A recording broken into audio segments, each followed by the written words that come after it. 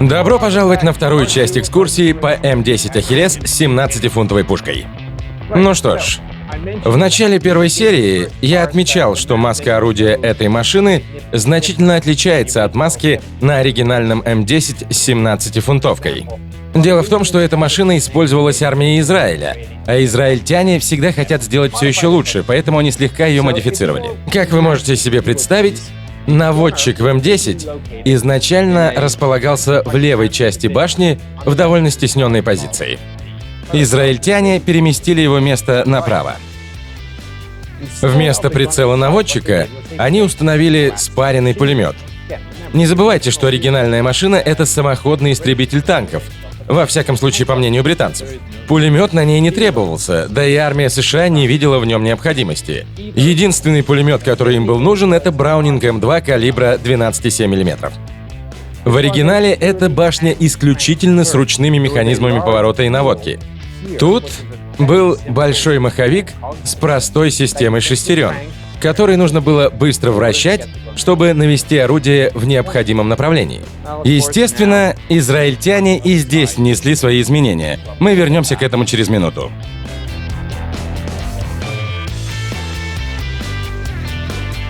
Место заряжающего устроено довольно просто, как и должно быть в такой несложной машине. Здесь нет поворотного полика, да и места у заряжающего не так уж и много. 17-фунтовое орудие очень большое. Это одна из причин, по которой американцам не нравился Firefly. Как вы можете догадаться, большой казенник в башне от Шермана нравился им не намного больше. В башне у заряжающего было 6 снарядов в первой очереди, 3 на левой стенке башни и 3 на задней ее части.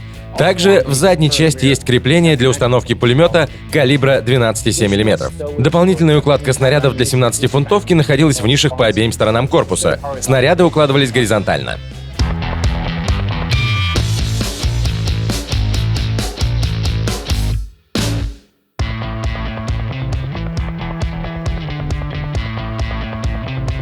Сейчас я на месте наводчика, и тут нужно отметить несколько моментов. Во-первых, сиденье немного наклонено внутрь. Для ног есть небольшая подставка, чтобы их не зажало при вращении башни. Этот масляный гидропривод поворота башни выглядит точно так же, как в М4 Шерман.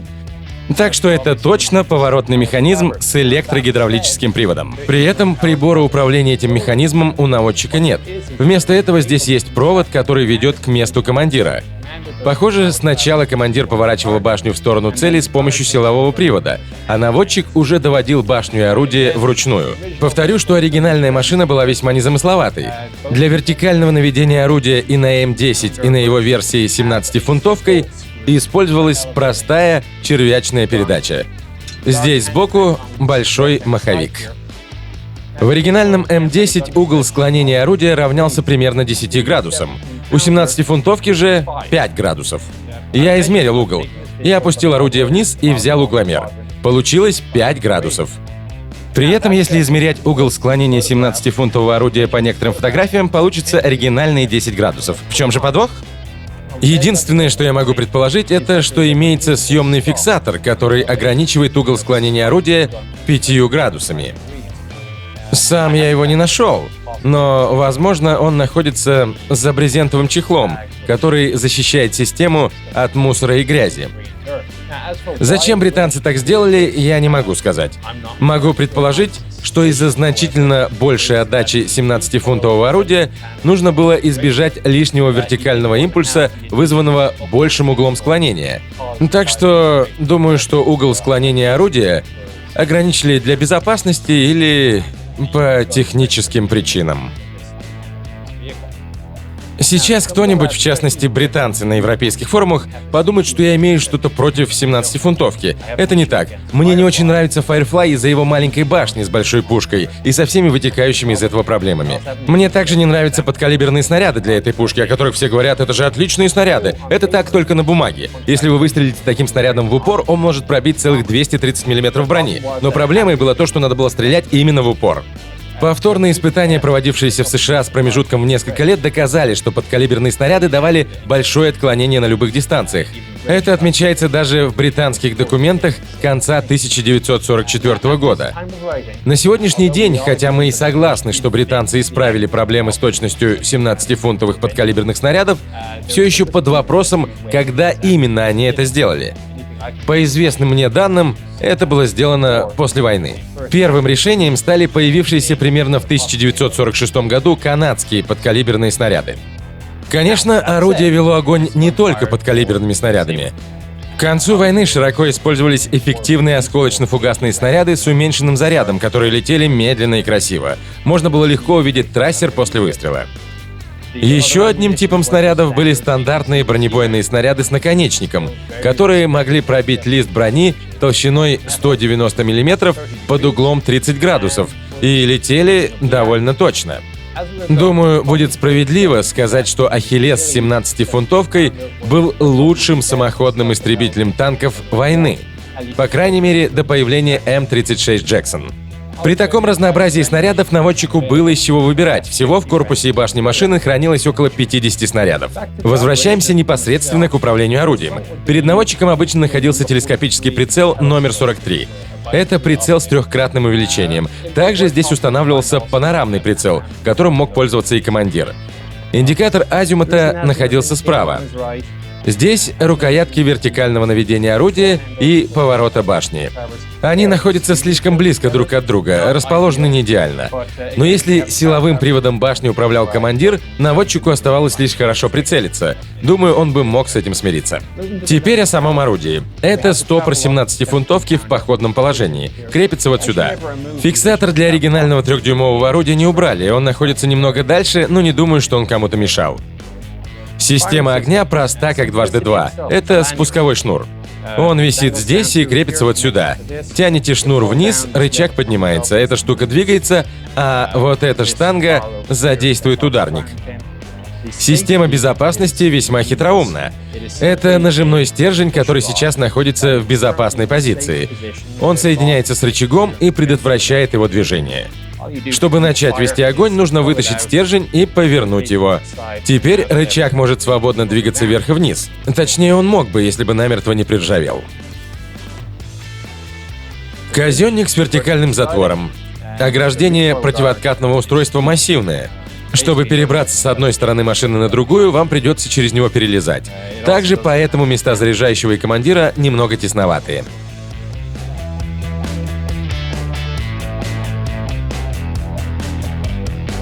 Это боевая позиция наводчика. И мне приходится наклонять голову. Левый локоть плотно прижат, чтобы не мешал ход орудия. А правая рука ударяется о колени, когда я вращаю рукоятку поворота башни. Этот кадр отлично демонстрирует, насколько мне тут тесно, если мне приходится смотреть в прицел. Также вы можете видеть, что рукоятка вертикального наведения орудия задевает рукоятку поворота башни. Это довольно неудобно. Чуть откручиваем назад одну рукоятку, и теперь вторая хоть и с трудом, но вращается. Но наводчику лучше было надеяться, что он сразу навел орудие на цель правильно, и больше не надо ничего доворачивать. Не очень удачное место в этой израильской модификации. Сейчас я думаю о том, как здесь все было на оригинальной машине. С ее ручным поворотом башни и огромной рукояткой. Да, места явно маловато. Эффективность экипажа на этой машине была не идеальной. Пока я здесь, скажу пару слов про противовесы и вращение башни. Оригинальное орудие было намного короче, чем 17-фунтовая пушка. Поскольку 17-фунтовка установлена на опорных цапфах, пришлось добавить противовес на дальнем конце орудия прямо за дульным тормозом, чтобы наводчику было легче поднимать и опускать орудие. Проблема была в том, что центр тяжести башни из-за противовеса на орудии еще больше сместился вперед. Ведь орудие само по себе довольно тяжелое. Думаю, это не очень хорошо, особенно когда машина поворачивает башню, находясь на неровной поверхности. К сожалению, я не могу проверить это на неровной поверхности, и я не видел никаких отчетов, непосредственно связанных с этой проблемой. Так что все это просто мои догадки.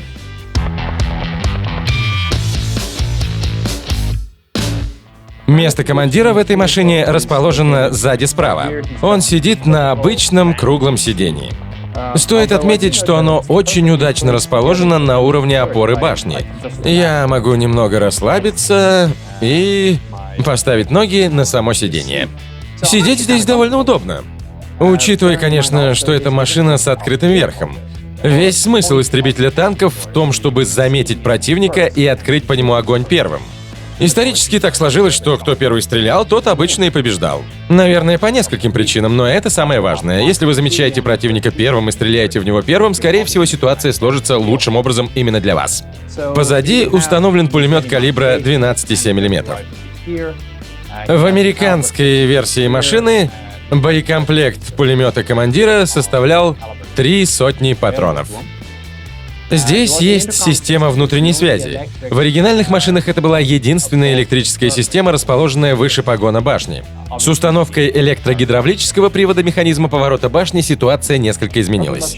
Больше командиру тут заняться особо нечем. Отсюда у него открывается отличный вид на экипаж, на мир вокруг, а также на массивное ограждение противооткатного устройства, которое защищает его ноги.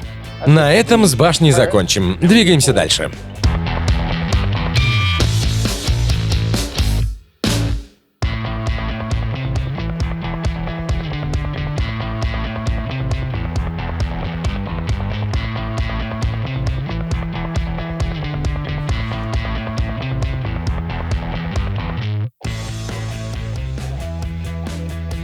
Сюда так сложно забраться из-за маски орудия, которая находится прямо над люком мехвода. Как я уже говорил, если орудие направлено вперед, люк невозможно открыть или закрыть.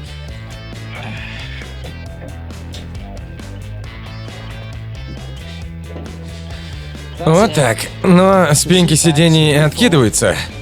Поэтому намного проще забираться на место мехвода и покидать его через башню. Учитывая, что здесь нет подвашенной корзины, никаких помех возникнуть не должно. Разве что казённик орудия будет расположен под неудачным углом и закроет вам путь. Сиденье опускается и поднимается.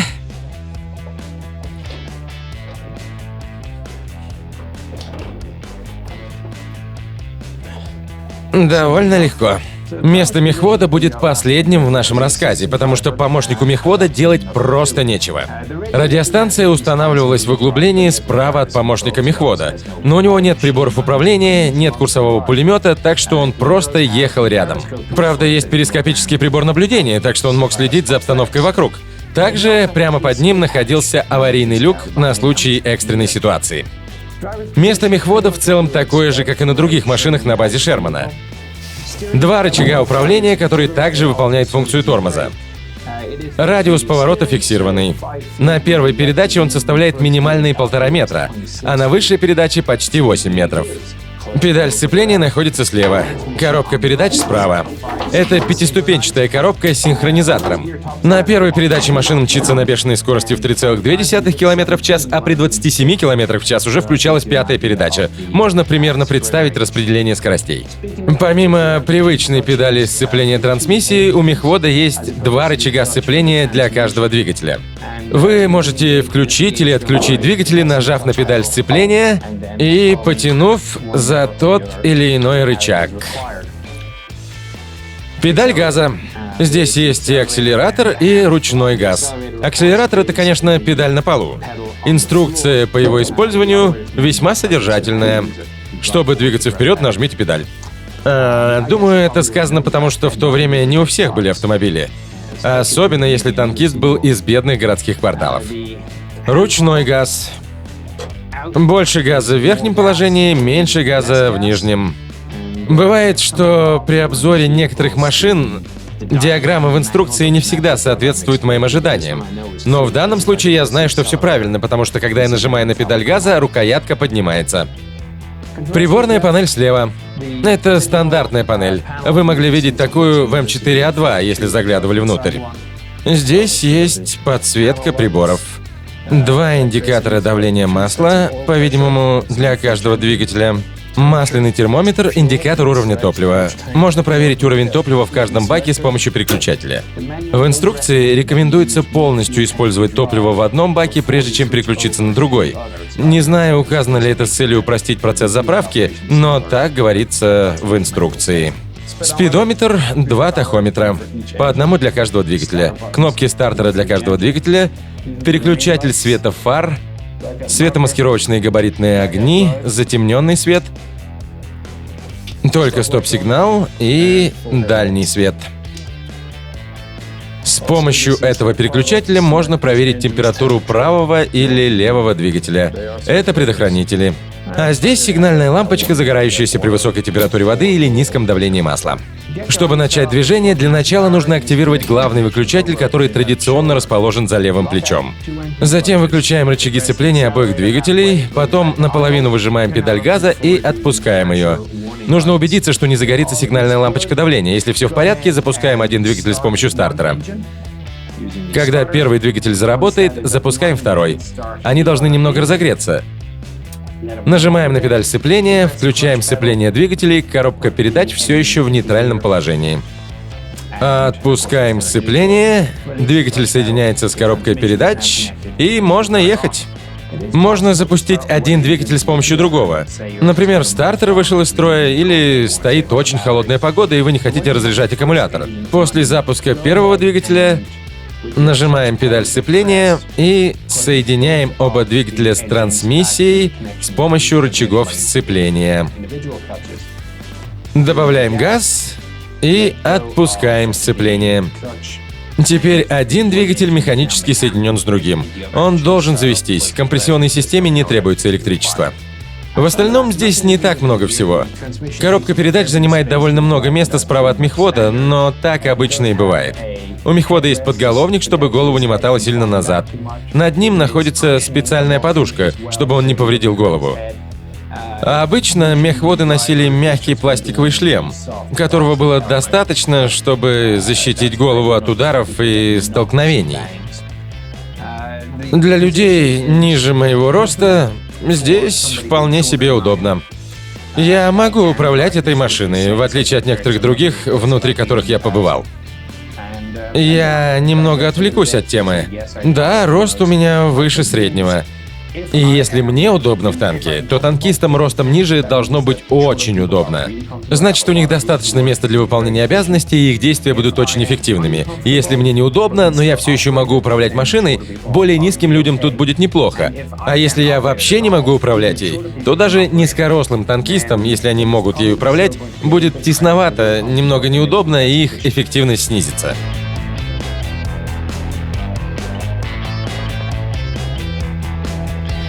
С местом мехвода закончили. Я даже не буду пытаться выбраться через дверь мехвода. В инструкции люки называются дверьми. Вместо этого я воспользуюсь отсутствием подбашенной корзины и выберусь более простым способом.